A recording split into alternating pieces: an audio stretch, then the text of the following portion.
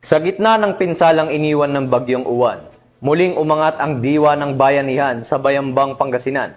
Katuwang ang mga residente, nagkaisa ang Bayambang Municipal Police Station sa paglilinis ng mga kalsada, pagtanggal ng mga natumbang puno at pagsasaayos ng paligid, patunay na ang serbisyong publiko ay higit pa sa tungkulin. Ibabalita yan ni Police Master Sergeant Marvin Jake Romero.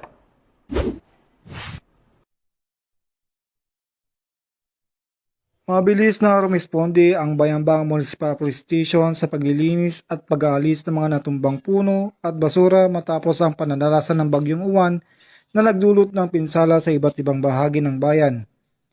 Nagsanib puwersa ang Bayambang MPS kasama ang Bureau of Fire Protection, Municipal Disaster Risk Reduction Office, Environmental and Solid Waste Management Office at Engineering Office sa clearing operations na isinagawa sa 77 barangay ng Bayambang.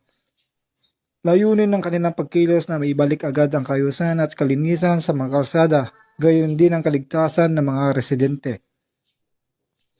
Ayon sa Bayambang Municipal Police Station, nakadeploy ang mga tauhan nito 24 oras sa isang araw upang mapanatili ang seguridad at kaayusan sa mga apektadong lugar at upang maiwasan ang anumang uri ng pananamantala o krimen habang nagpapatuloy ang mga operasyon. Mula dito sa Ilocos Region, ako ang inyong PNN Correspondent, Postmaster Sergeant Marvin Jake Romero, alagad ng batas, taga-taguyod ng Balitang Pulis.